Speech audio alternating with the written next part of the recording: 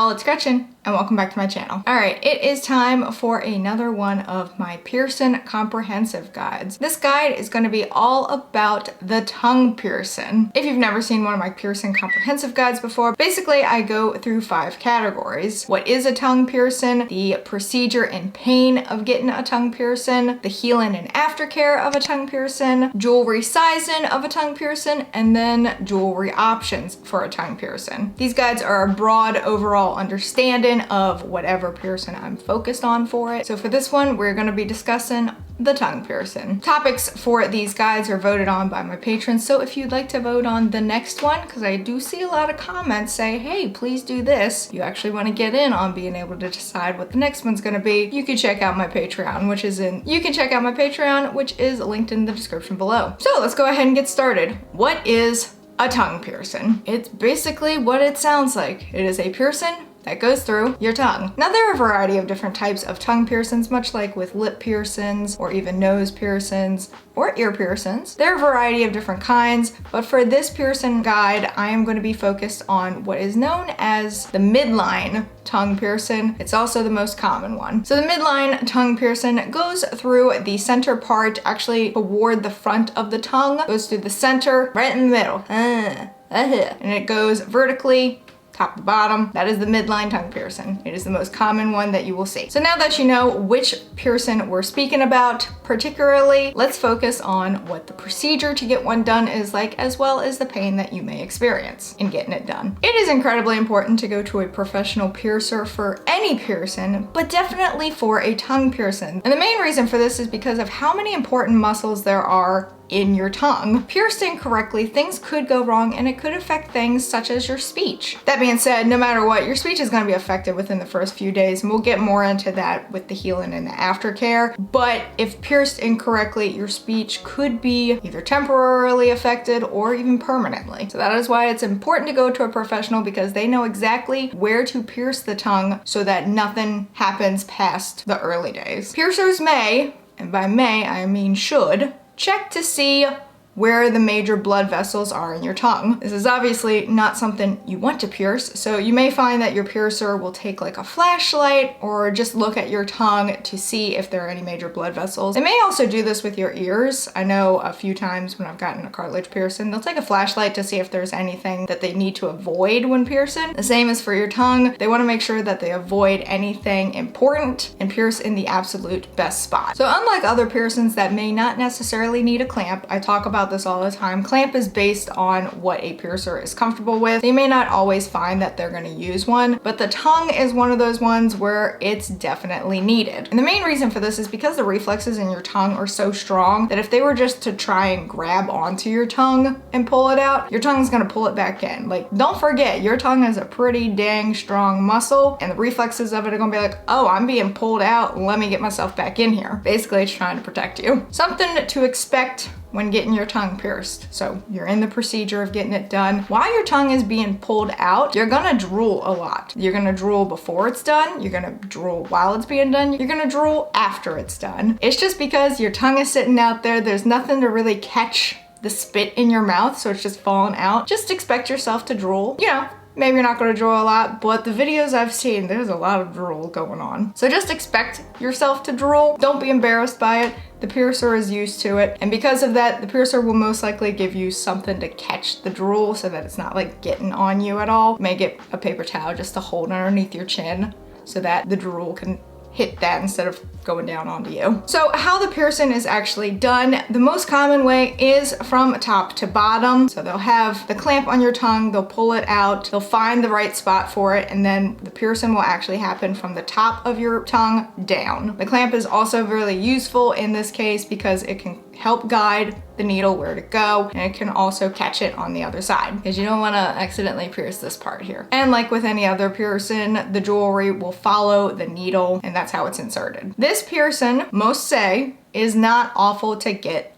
done. I even asked on Instagram, hey, if you've had a tongue piercing before, what was it like for you to get it done? So on a scale of 1 to 10, 1 being least painful, 10 being the absolute worst, what was it like for you? The average number was about 4, which to me was kind of surprising. I'm still one of those people that builds up pain in their head and thinks it's gonna be worse than it actually is, but because it is a more fleshy spot, it doesn't hurt as much typically as a cartilage piercing. And again, this is a piercing that I do not have, so I had to do a little bit more extensive research because I've not been through the process, and that is why I wanted to reach out to those who have had it done before, just so I wasn't assuming. Most will also tell you that the worst part is the clamp. And that is for any piercing. Clamps are not comfortable. Clamps are used to make things a little bit easier and a little bit more precise. They're not meant to be comfortable at all, but they're also temporary. Something to keep in mind though about a tongue piercing, you may not be able to get the most common tongue piercing if there's something up with your tongue webbing. So the little piece underneath your tongue, if it's too short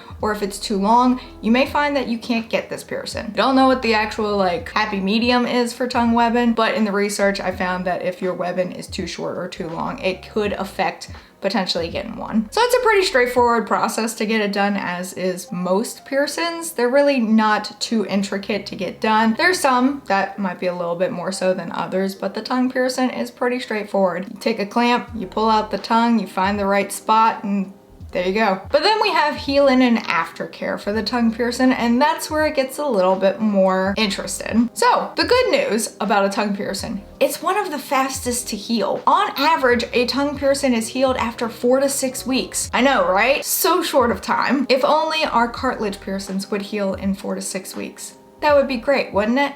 Now also keep in mind, just because 4 to 6 weeks is the average for healing time, that's not always gonna be the case. There's a lot of bacteria that harbors in your mouth, all the saliva, as well as anything that you ingest, food, drinks, what have you. There's a lot of bacteria that can work its way into your mouth. So sometimes that can prolong the healing process as well as other factors. However, with every good thing, there are some negatives, such as a tongue piercing is more prone to swelling. And I don't mean just a little bit of swelling. I mean a lot of swelling. The main reason for this is because of all the mucous membranes that are in your tongue. It's been punctured, it's gonna swell. And despite the fact that the healing process is very short, it's also pretty rough from what I've come to understand. Again, most say that getting it done isn't bad. On average, from the Instagram responses I received, it was a 4 out of 10. That's not bad. However, most people say that the healing process is rough, to put it lightly. You use your tongue for so many things, don't be nasty. That it's understandable why it may be rough to heal. Think about it, me talking right now, my tongue is working overtime just by me talking. So if you've had a piercing done recently and you're trying to talk or do anything that you do in your everyday life, it's gonna be a little rough on your new piercing. And that is where swelling comes in, and that's why you kind of gotta take it easy for those first few days after getting it done. Even the slightest bit of movement just to talk or to even drink something is going to cause some pain and discomfort. So the first few days of having this piercing, expect swelling. It may be an average amount of swelling, or you may experience quite a bit of swelling. Along with your tongue being swollen, you can expect your speech to be affected and just talking in general to be either hard or just really difficult. Along with your tongue being super swollen, you can expect your speech to be affected, as well as just talking in general to be pretty hard. Eating and drinking will also be pretty difficult. Just something as simple as swallowing water is gonna be really hard because your tongue is gonna be so swollen. It's gonna take up a lot more space in your mouth. It may be difficult for anything to actually get down your throat. There are also some things that you need to avoid ingesting during the healing process, or at least the first few days. You'll need to avoid hot, spicy, or citrusy foods. That's not gonna feel good on the tongue going down. You want to have more cold items, as well as soft foods. You should also avoid alcohol and smoking because you don't want that on a brand new piercing. That's asking for problems. So just avoid all of that in general. Stick with soft foods, stick with colder foods, because that is gonna help with your swelling. Your tongue is gonna be sore as well as swollen. The soft foods as well as the cold foods will actually act as almost like an ice pack that you would put on a swollen cartilage piercing. It's gonna help with that swelling. Obviously, it's not gonna take it all the way down, but it's gonna help and feel a little bit more comfortable for you. So things like yogurt are a type of food that might be easier for you to ingest during those first few days after getting a tongue piercing. So something that you're you're gonna need to keep in mind when you have a brand new tongue piercing, it's kind of the same as when you have a brand new lip piercing. When you do eat, no matter what it is, you're gonna wanna rinse your mouth out because that food is gonna get caught in the brand new piercing and you don't want it to sit there because then that's when the bacteria can form and cause issues. So you're gonna wanna rinse. If you do not have your salt solution with you at the time to kind of rinse your mouth out, you can rinse it out with water, but then definitely make sure that you do a salt solution like you would with a lip piercing or any oral piercing. But rinsing it out with water will at least get the food particles out from the piercing so that it's not sitting there. So the standard aftercare for any piercing is the sea salt solution. You want to have non-iodized sea salt with some water. Make sure that it is filtered water or bottled water. You don't want to use tap water because there's too many things in that can cause issues for a brand new piercing. You can do a pre-made. I've done pre-made aftercare solutions for lip piercings. It can be done the same thing with a tongue piercing. Basically, you just spray it onto the site, kind of let it sit there, and then rinse it out. So with the tongue piercing, I always say with other piercings, twice a day is fine to clean because of all the activity that goes on around your tongue with talking,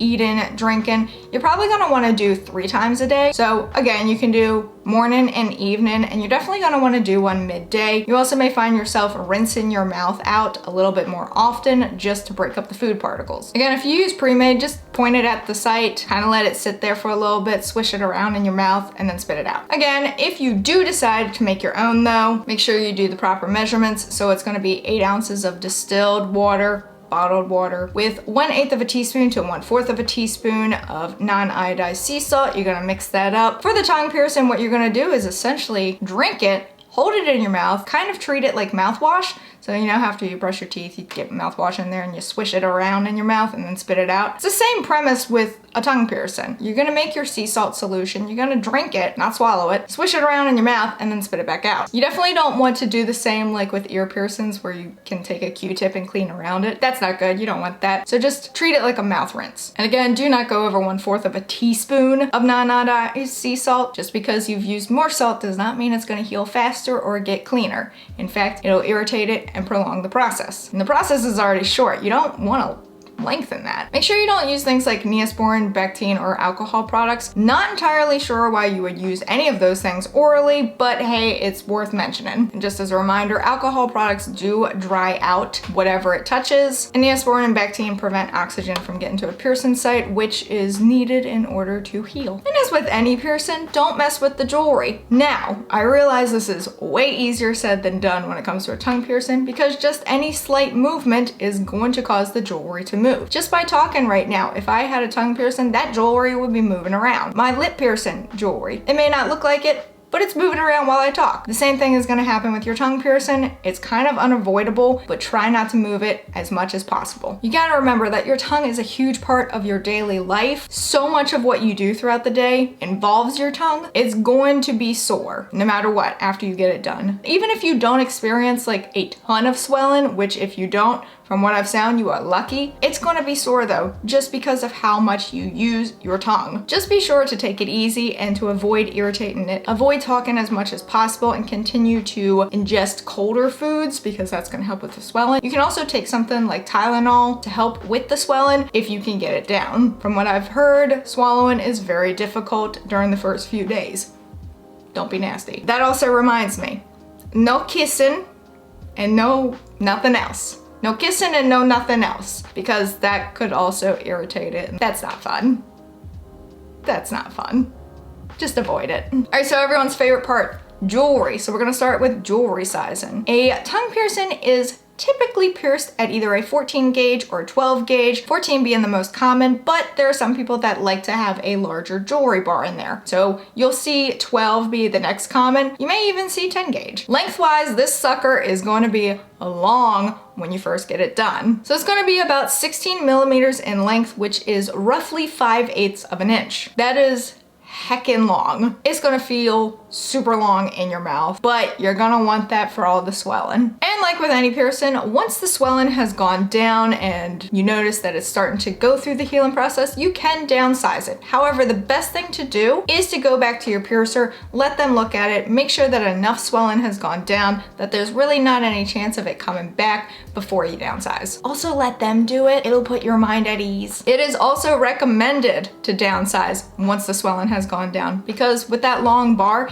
it can affect your teeth and your gums, and you don't want that. It is recommended to go with the shortest bar possible that is also still comfortable. And I wish I could tell you what the length of the barbell will be when you downsize, but it kind of depends on your anatomy. So some tongues are thicker than others, some are thinner. Also depends on what's going on under your tongue with the webbing. So I wish I could give you what a standard bar length size is for a tongue piercing, but I can't, because it really just depends on what your tongue is like. All right, and the final category, jewelry options. This is everyone's favorite part. However, tongue piercings aren't that exciting. You really have 3 options in total. The first one is a barbell. That is the most common. That's just a bar, usually with 2 balls on the ends. That's it. Some people will also do flat back studs, kind of like what you would find in a cartilage piercing. The main issue with this one is that it's hard to find one long enough to fit a tongue piercing. So like, it's great because the underside is flat. It gives you a little bit more space between the jewelry and say your teeth and your gums. However, finding one long enough for a tongue piercing is pretty difficult. And the final one are retainers, but essentially this is just a clear barbell. So there's nothing exciting about it. So there you have it for the comprehensive guide to tongue piercings.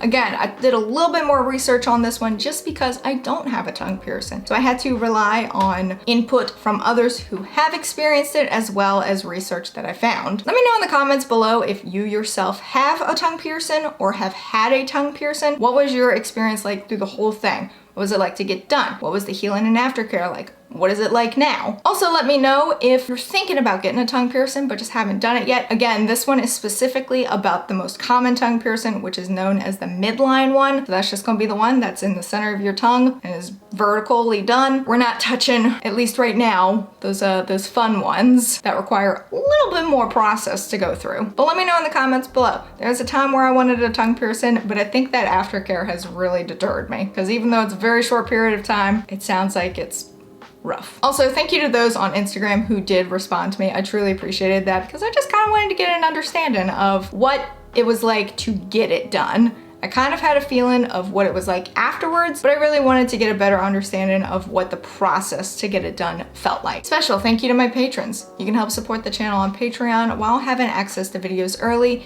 viewing patron-only content, and more. But that is it for this video. If you enjoyed it, please give it a big ol' thumbs up. Go on down there and hit that subscribe button, wherever it may be, because I don't know. Even though I do, this is just my shtick now. Also hit that notification bell in case you want to know when I upload, and in case YouTube wants to let you know when I upload, because I would really appreciate that. And until next time, bye all.